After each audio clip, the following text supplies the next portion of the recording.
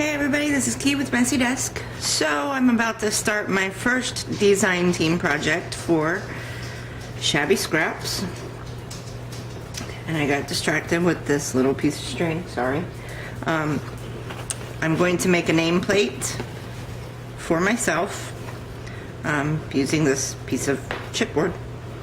I have here my box that has my Shabby Scraps design team kit in it. So I'm going to get started on creating this nameplate.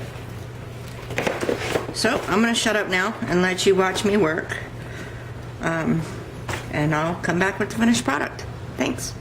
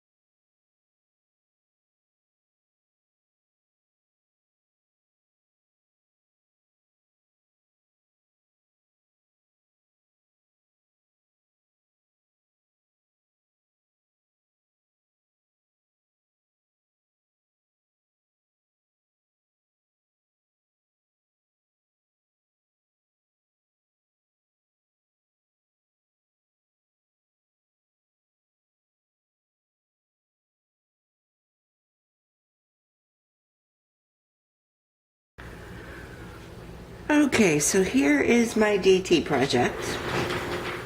Let me just sit down and I will explain. So I took a regular piece of chipboard and I just used Mod Podge to adhere the paper to the background. And this paper comes from K & Company. I think it's the Ancestry collection.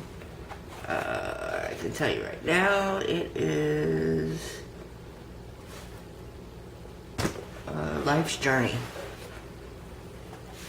And this one comes from K & Company also. So first I put the paper on the chipboard, and then I took my die cuts from Carissa's shop, from the Shabby Scraps shop, and I used Mod Podge to adhere them to the paper, and then I just cut them out around the paper. I took a file from Making Memories, from my Making Memories Distress kit, and I just filed the edges so that the paper would match the shape of the die cut. And then I used aged mahogany distress ink around the edges. And then I took some of the beautiful crinkled seam binding from the Shabby Scraps shop, and I just tied a bow around the top of the teapot. And then I took this trim that Carissa sent me. This is not in her shop yet. And I just glued it to the edges of the nameplate. And then I cut out the letters for Shabby Scraps DT from the Tim Holtz Grunge, Grunge board alpha letters or something or other. I'm sorry, it's way too early. So then I took Tattered Angels Glimmer Mists and colored those, and then I used Shimmer Spritz, the sparkle, to make them sparkle. And I took a doily that I bought from the Dollar Tree, or from a dollar store, and put it down on the paper, put the teacup and saucer and teapot on top of that. And then I took some of the crinkled seam binding from Shabby Scraps shop and made my name there. And then the key, the bird cage, the scissors, the Eiffel Tower, and then the cameo setting that I used for this little flower thing up here. That's all from the Shabby Scraps shop. And then, excuse me, I'm sorry.